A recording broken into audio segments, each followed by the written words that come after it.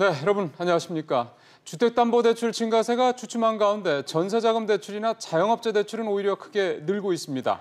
그런데 이렇게 대출받은 자금들이 실제로는 집을 사는 데 쓰이고 있는 것으로 파악됐습니다. 서울 집값이 지나치게 오르면서 나타난 후유증 중에 하나라는 지적입니다. 첫 소식 오수영 기자입니다. 금융당국은 전세금 하락에도 전세자금 대출은 급증하고 있는 배경에 편법이 끼어 있다고 보고 있습니다. 일부 다주택자들이 전세자금 보증을 활용하여 금융회사에서 전세자금 대출을 받은 후에 전세로 거주하면서 기존에 가지고 있던 여유자금을 활용해서 갭 투자를 하는 사례가 있고, 실제로 투기 지역으로 지정된 지역에 집을 가진 사람은 집값의 최대 40%까지 주택담보대출을 받을 수 있습니다.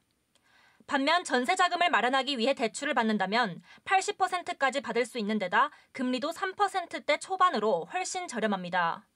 예를 들어 15억 3천만 원인 서울 잠실의 84제곱미터 아파트를 보유한 사람이 주택담보대출을 받을 경우 최대 6억 1,200만 원까지만 받을 수 있지만 같은 아파트 단지에서 8억 5천만 원의 전세로 거주하면 전세자금 대출로는 최대 6억 8천만 원까지 빌릴 수 있습니다. 소유하고 있는 아파트는 전세를 주고 같은 아파트에 전세로 살면 주택담보대출 6억 1,200만 원에 전세자금 대출 6억 8천만 원을 더해 12억 9,200만 원의 여윳돈을 만들 수 있다는 얘기입니다. 만약 같은 아파트 단지가 아니라 전세값이 더 저렴한 지역으로 이주한다면 그만큼 더 큰 돈을 모을 수 있습니다. 심지어 아는 사람과 허위로 전세 계약을 체결한 뒤 전세 대출을 받아 이를 주택 구입에 사용하는 경우도 있습니다. 전세계약서와 확정일자만 있으면 대출이 가능한 허점을 악용한 사례입니다.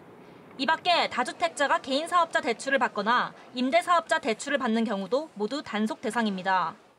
SBS CNBC 오수영입니다.